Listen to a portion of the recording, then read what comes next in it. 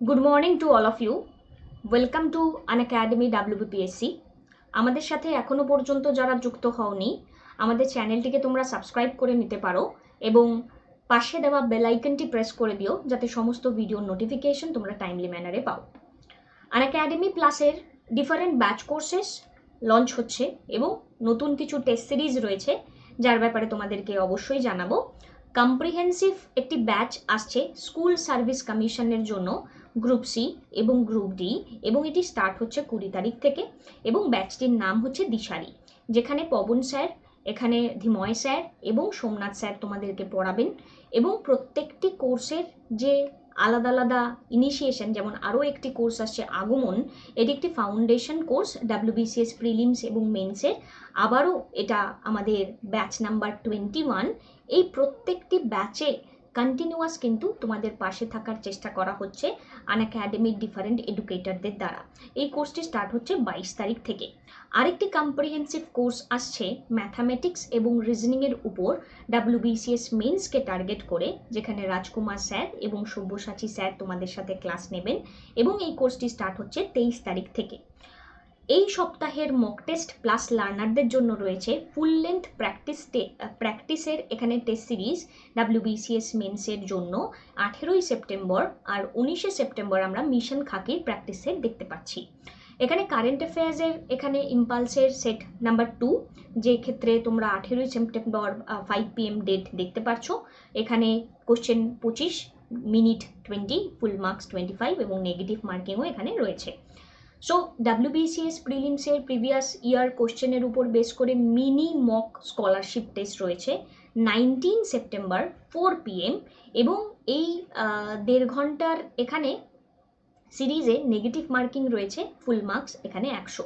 So তারও আবার analysis করে দেওয়া হবে আমাদের ডিফারেন্ট এডুকেটরদের দ্বারা এবং প্রথম 3 জন র্যাঙ্ক হোল্ডাররা পাবেন ফার্স্ট 1 ইয়ার বা তার থেকে বেশি সাবস্ক্রিপশন ফি, তাদেরকে আর কি পেমেন্ট করতে হবে না। 75% স্কলারশিপ এখানে পেয়ে যাচ্ছ যাদের র্যাঙ্ক হবে 4 থেকে 13। যাদের র্যাঙ্ক হবে 14 to 20 তারা 50% স্কলারশিপের এখানে রেঞ্জ তাদেরকে দেওয়া হচ্ছে। তাই এটি কিন্তু খুব গুরুত্বপূর্ণ হয়ে যাচ্ছে এবং একটা অন্যতম প্রচেষ্টার মাধ্যমে তোমরা আমাদের সাথে কানেক্টেড থাকতে পারো যারা 2022কে টার্গেট করছো। প্রত্যেকটি সিরিজের পার্টিসিপেশন এখানে একান্ত কাম্য তোমাদের, কারণ 20 সেপ্টেম্বর এখানেও একই রকম, এখানে যারা আমাদের স্পেশাল লার্নার রয়েছে বা এখনো পর্যন্ত যারা প্লাসে আসোনি তাদের জন্য এই সিরিজগুলো রয়েছে। তাই লেট না করে এখানে আমাদের সাথে কানেক্টেড থাকতে পারো। এখানেও র্যাঙ্ক 1 যিনি হোল্ডার থাকবেন তাকে হেডফোন প্রোভাইড করা হবে, র্যাঙ্ক 2 স্মার্ট ওয়াচ, র্যাঙ্ক 3 থেকে 5 অ্যামাজন ভাউচার, তারও অ্যানালিসিস করে দেওয়া হবে আমাদের টিচার্সদের দ্বারা। তাই স্পেশাল ক্লাস আপাতত যারা ক্লাস নিতে পারছো না তারা স্পেশাল ক্লাসগুলো দাও, এই টেস্ট সিরিজগুলিতে পার্টিসিপেট করো, ইন্টারঅ্যাক্টিভ সেশনসের মাধ্যমে আমাদের সাথে যুক্ত থাকো। পোল এখানে তোমাদের জন্য প্রোভাইড করা হচ্ছে, সেই পোলে পার্টিসিপেট করবে, নিজেদের বেস বুঝতে পারবে অন্যান্য স্টুডেন্টের সাথে তুমি কতটা তোমার যে রেঞ্জটা রয়েছে সেটা থাকছে, কখনো কোনো ক্লাস তোমার মিস হবে না। বেল আইকনটি পাশে থাকা প্রেস করে দিলেই আমাদের এখানকার ক্লাসও যেমন দেখতে পারবে, ঠিক তেমনি যে কোনো এডুকেটরকে তোমরা ফলো করতে চাইছো তাকে আনএকাডেমি প্রোফাইলে ফলো করে রাখলেই তোমরা সেখানে কানেক্টেড থাকতে পারবে। ডিফারেন্ট লেকচার নোটস এখানে তোমরা ডাউনলোড করে নিতে পারবে after the class, after 1 hour, এবং সাথে একটা মোবাইল ফোন সঙ্গে ইন্টারনেট কানেকশন থাকলেই এনি টাইম এনিওয়্যার যে কোনো ডিভাইস থেকে তোমরা ক্লাস দেখতে পারবে। তাই রেগুলারিটি মেনটেন করো এবং সাবস্ক্রিপশন যদি প্রয়োজনীয় হয়, তোমরা যারা এখনো পর্যন্ত গ্র্যাজুয়েশন চলছে, যাদের গ্র্যাজুয়েশনে যদি কন্টিনিউয়েশন করছো, মনে করছো যে WBCS দেবে এখন থেকে প্রিপারেশন, তাদের জন্য কিন্তু এই 24 মাসটি অত্যন্ত গুরুত্বপূর্ণ রোল প্লে করতে পারে। এখন থেকেই রাইট স্টেপ নাও, কারণ হয়তো তুমি যবে গ্র্যাজুয়েশন এন্ড করবে তবে এই কস্ট স্ট্রাকচারটা হয়তো বদলে যেতে পারে। এখন থেকে তোমার প্রিপারেশনও চলবে, সাইড বাই সাইড তুমি কিন্তু গ্রো করতে পারবো। আর যারা ট্রায়াল বেসিসে নিতে চাও তারা 1 মান্থ বা 3 মান্থের সাবস্ক্রিপশন নিয়ে আমাদের সাথে কানেক্টেড থাকতে পারো। রেগুলারিটি মেনটেন করতে বলছি এবং নিজেদের complete syllabus, unlimited practice set, unlimited PDF নোটসের মাধ্যমে তোমরা এখানে এগিয়ে যাবে নিজেদের প্রিয় শিক্ষক শিক্ষিকার কাছ থেকে রেগুলারিটি মেনটেন করে নিজেদের জীবনের কাছে একটা যে ড্রিমটা রয়েছে সেই ড্রিমের পথে সুন্দরভাবে এগিয়ে যাও। চলো আজকের ক্লাসটি স্টার্ট করি। 22শে সেপ্টেম্বর 2021-এর কারেন্ট অ্যাফেয়ার্স হাইলাইটস নিয়ে আমরা আলোচনা করব। আজকের প্রথম যে প্রশ্নটি আমাদের জন্য রয়েছে, who has launched rail Kaushal Vikas যোজনা। তো রেলের কৌশল বিকাশ যোজনা কে লঞ্চ করেছে? তো এরকম একটি কোশ্চেনের একটা অবভিয়াস উত্তর হয়ে যায় যে ইন্ডিয়ান রেলওয়েই লঞ্চ করতে পারে। সো ইন্ডিয়ান রেলওয়ে লঞ্চ করেছে রেল কৌশল বিকাশ যোজনা। নেক্সট হচ্ছে, when is world bamboo day celebrated? তো ব্যাম্বু ডে কবে সেলিব্রেট করা হয়? 18ই সেপ্টেম্বর ওয়ার্ল্ডের ব্যাম্বু ডে সেলিব্রেট করা হয়। নেক্সট প্রশ্ন, in which country is the joint counter terrorism exercise peaceful mission 2021 held? আজকের ক্লাসে না তোমাদের একটা ইম্পর্টেন্ট ইন্ডিয়ান ইকোনমির কনসেপ্ট বোঝাবো, তাই অন্য কোনো কোশ্চেনের এক্সট্রা ডেটা দিচ্ছি না, সেই কনসেপ্টটাকে ভালো করে মন দিয়ে দেখে নাও।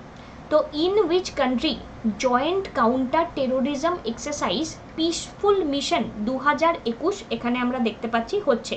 সো আমাদের এখানে উত্তরটি হচ্ছে রাশিয়া। ইনিশিয়েটিভটি খুব সুন্দর একটা ইনিশিয়েটিভ, এই ইনিশিয়েটিভটির কথা মাথায় রেখো।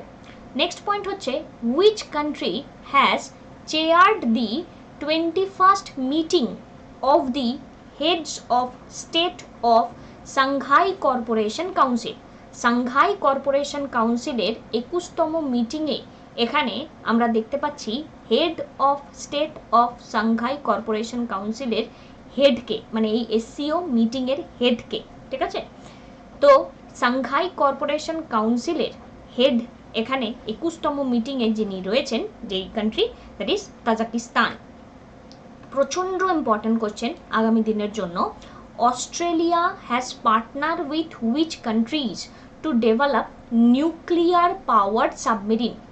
নিউক্লিয়ার পাওয়ার সাবমেরিনের ডেভেলপমেন্টের জন্য অস্ট্রেলিয়া এখানে কাদের সাথে কানেক্টেড হয়েছে? সো এই নিউক্লিয়ার পাওয়ার ডেভেলপমেন্টের জন্য অস্ট্রেলিয়া কানেক্টেড হয়েছে ইউকে অ্যান্ড ইউএস এর সাথে। এবং এখানে একটা point important, that is AUKUS। AUKUS Australia UK ইউএসকে রিপ্রেজেন্ট করার জন্য, অস্ট্রেলিয়া ইউকে ইউএসকে রিপ্রেজেন্ট করার জন্য, এই যে অস্ট্রেলিয়া ইউকে ইউএসকে রিপ্রেজেন্ট করার জন্য AUKUS। ওকে, অস্ট্রেলিয়া ইউকে ইউএসকে রিপ্রেজেন্ট করার জন্য নিউক্লিয়ার পাওয়ার সাবমেরিন এনারা লঞ্চ করেছেন এবং এই রিপ্রেজেন্টেশন একটা নতুন বডি আমরা বলতে পারি তৈরি হয়েছে। আচ্ছা, আজকে যে কোশ্চেনটি তোমাদেরকে বোঝানোর রয়েছে, that is what is the new FDI limit approved by the union cabinet in the telecom sector? নতুন এফডিআই লিমিট রিসেন্টলি অ্যাপ্রুভ করা হয়েছে এখানে টেলিকম সেক্টরে 100%। মানে ফরেন ডাইরেক্ট ইনভেস্টমেন্ট ডাইরেক্টলি এখন 100% অ্যাচিভ করতে পারা যেতে পারে টেলিকম সেক্টরের ক্ষেত্রে। এখানে এবার আমি মানে এই টপিকটা নিয়ে একটু তোমাদের সাথে কথা বলবো, এই টপিকটা নিয়ে একটু চর্চা করব আমরা।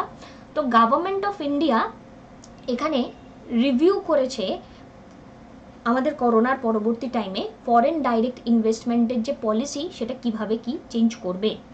সো এই ফরেন ডাইরেক্ট ইনভেস্টমেন্টের যে পলিসি, সেই ফরেন ডাইরেক্ট ইনভেস্টমেন্টের পলিসি চেঞ্জ করার কারণটা কি সেটাকে আগে একটু বুঝি। সো ফরেন ডাইরেক্ট ইনভেস্টমেন্ট এবং ফরেন পোর্টফোলিও ইনভেস্টমেন্ট, দেখো ইন্ডিয়ান ইকোনমিকে ভালো করে বুঝতে গেলে কারেন্ট অ্যাফেয়ার্স বেস টপিকগুলোকে একটু অ্যানালাইজ করতে হবে, আদারওয়াইজ কিন্তু মেন্স লেভেলের কোশ্চেন সলভ করাটা একটু ডিফিকাল্ট হয়ে যাবে। তো ফরেন ডাইরেক্ট ইনভেস্টমেন্ট এবং ফরেন পোর্টফোলিও ইনভেস্টমেন্টের মধ্যে আমরা একটা শব্দ ভীষণভাবে জানি কি ডাইরেক্ট মানে এখানে ডেভেলপমেন্ট করে থাকে। যারা আমার কাছে পড়েছো আগেও তারা জানো আমি এই শব্দটা বলি যে ডাইরেক্ট মানে সেই কোম্পানিগুলো এখানকার ডেভেলপমেন্টের সাথে কানেক্টেড, আর পোর্টফোলিও এখানে আমরা বলতে পারি প্রফিটের সাথে কানেক্টেড, তাই না? তো এই যে ডেভেলপমেন্ট এবং এই যে প্রফিট, এই ডেভেলপমেন্ট এবং প্রফিট এই যে কানেকশানটা আমরা এখানে দেখতে পাচ্ছি, এই কানেকশানের থ্রু দিয়ে আমরা একটা কথা বলতে পারি যে হ্যাঁ পোর্টফোলিও ইনভেস্টারদেরকে আমরা একটু রিস্কি বলতে পারি, বাট ডাইরেক্ট ইনভেস্টাররা এখানকার কোম্পানির ডেভেলপমেন্টকে নিয়েও ভাবে, এটা অনেকটা রিস্কি নয়? এবার এখানে দেখো করোনা যখন হলো, করোনাতে কি হলো গিয়ে আমাদের এখানকার যে ইন্ডিয়ান ইকোনমির যে চাকা সেটা থেমে গেল। তো এখানে দেখো কোভিড-19 প্যান্ডেমিক সিচুয়েশানে যার কাছে মানি বেস ভালো আছে সে আমাদের এখানে এফডিআই এর দ্বারা ইনভেস্টমেন্ট করে কি করতে পারে, এফডিআই এর দ্বারা ইনভেস্টমেন্ট করে আমাদের এখানকার কোম্পানির যে মালিকানা অনেকাংশই নিয়ে নিতে পারে। তো সেই জায়গাটিকে কন্ট্রোল করার জন্য গভর্নমেন্ট অফ ইন্ডিয়ার বেশ কিছু পলিসি রিভিউ করা হয়েছে।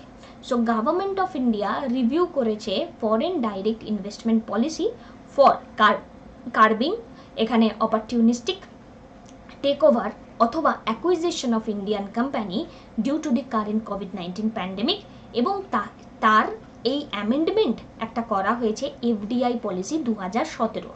সো একদম রিসেন্ট আপডেশন, এফডিআই পলিসি 2017 এখানে অ্যামেন্ডমেন্ট আমরা দেখতে পাচ্ছি।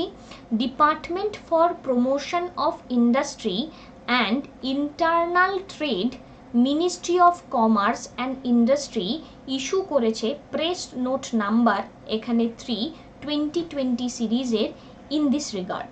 তো department of promotion of industry, internal trade, ministry of commerce তারা বিভিন্ন ইস্যুয়েন্স করেছে। প্রেজেন্ট কন্ডিশনে যে যে জায়গাগুলোকে রিভাইজ করা হয়েছে সেটা আমরা একটু দেখব। দেখো প্রেজেন্ট পজিশন আর কি এটা লেখা ছিল এবং revise position.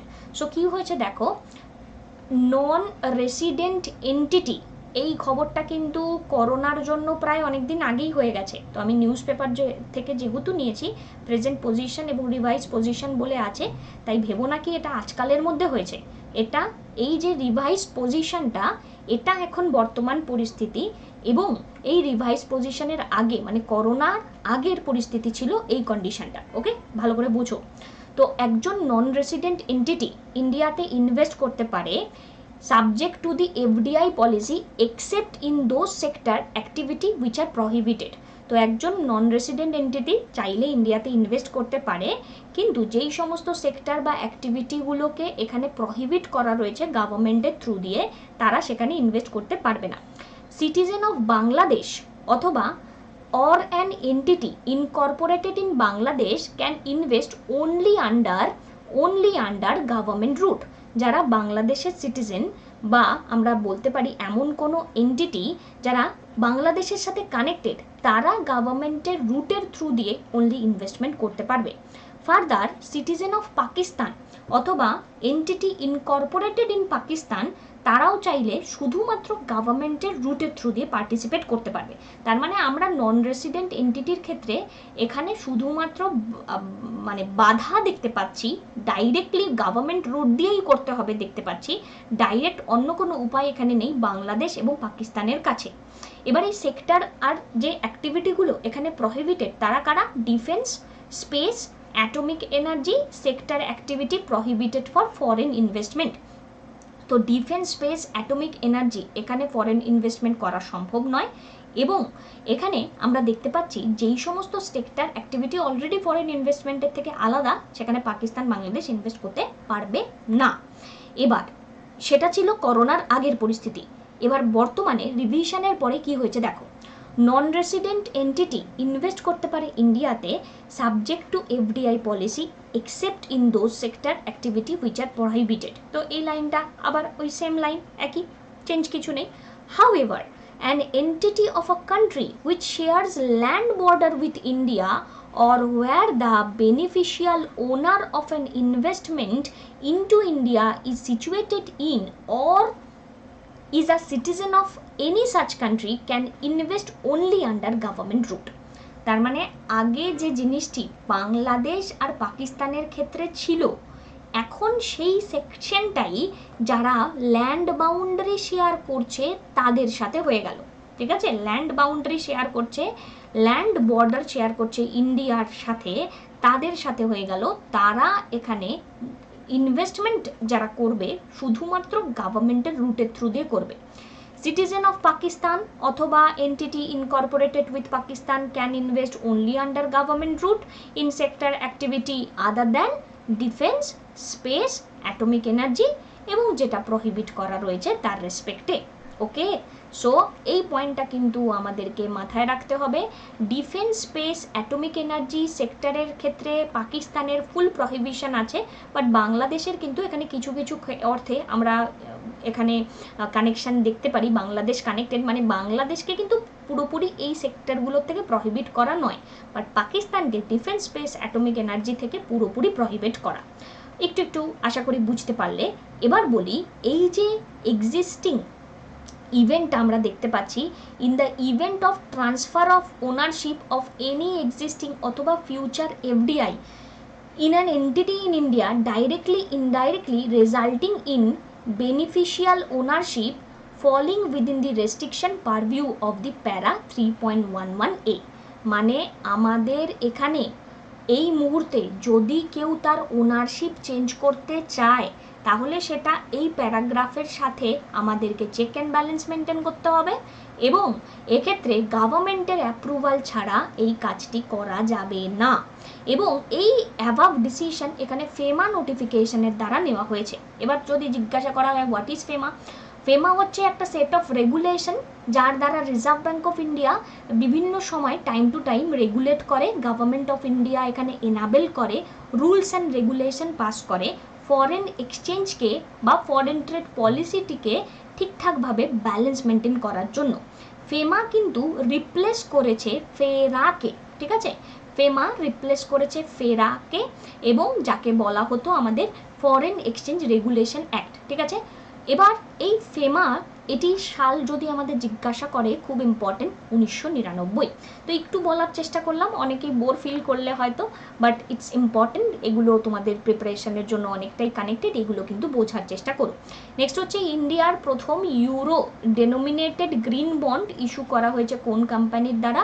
Power finance corporation লিমিটেডের দ্বারা।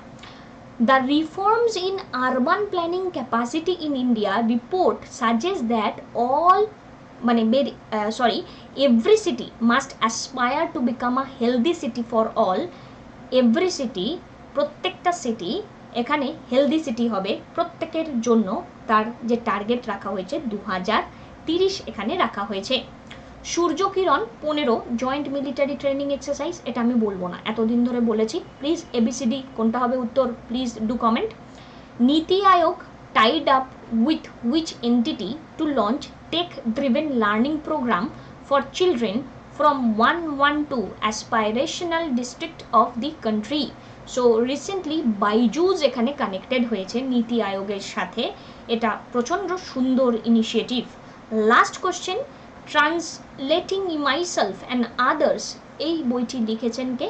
তো ঝুম্পা লাহিড়িজি লিখেছেন। Okay, so thank you.